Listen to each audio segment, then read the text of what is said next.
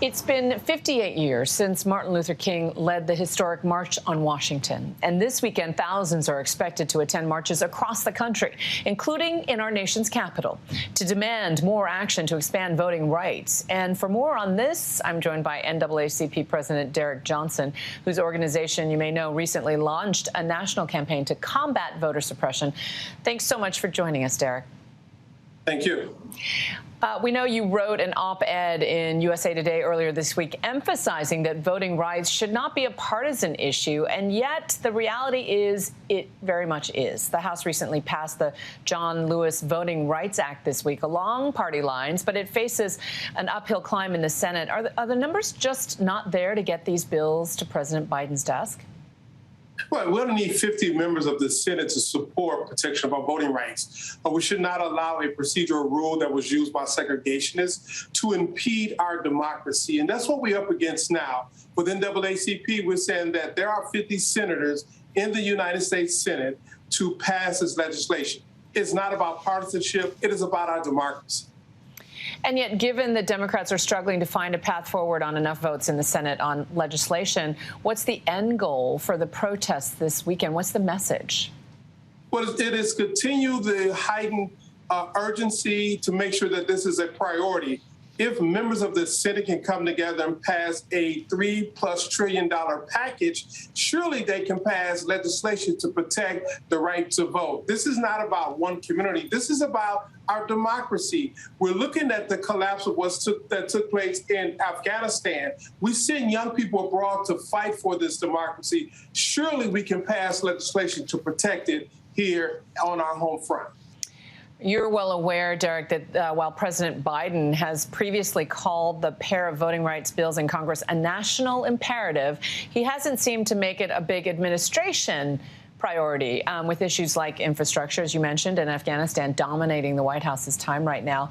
Do you believe that the president has done enough on this issue, or is there a lack of political will or urgency from this administration? But for us, we're looking at this one body at a time. The houses have done their job. Now it's for the Senate to do their job. And once the Senate do their job, we're looking for the president to sign this legislation. So we're really focused on the outcome, not the words, not the statements of support, but an outcome to ensure all Americans can go to the polls, cast an effective ballot, and that we do away with political gerrymandering, which is so important to ensure that our voices can be heard across this country and have a true representative democracy. And so, speaking of words, have you had any recent conversations with President Biden or his team on efforts on voting rights? And if so, what's the message?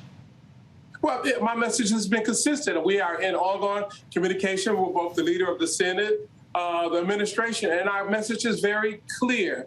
Pass this legislation. There are no other options. The sense of urgency needs to be there, and we're going to keep pushing. We will have people on the ground, and while they're on recess, we'll have people in D.C. when they come back in September, because there is nothing more vital in this moment than ensuring that all Americans can exercise their right to vote. One of the details that stands out in your op-ed is the number of bills that have been introduced by state legislatures, making voting rights in this country more difficult. So far, you pointed to at least 17 Republican-led state legislatures passing voting restrictions in recent months. Given the pace at which Republicans are moving on these bills, are Democrats running out of time to address this before the 2022 midterms?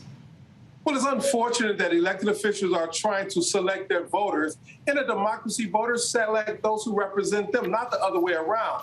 And we are pressing the sense of urgency of members of Congress to do their job. This is not a partisan issue. This is an issue to ensure that we have elections that are fair, that are transparent, that are inclusive, so all legitimate citizens can fully participate in the electoral process. And that's all we're asking for. This is not a Republican issue or Democratic issue. This is an issue about America. It's a moral obligation to protect our Constitution.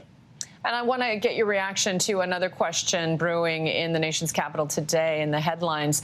The Supreme Court ruling to suspend the CDC's nationwide eviction moratorium.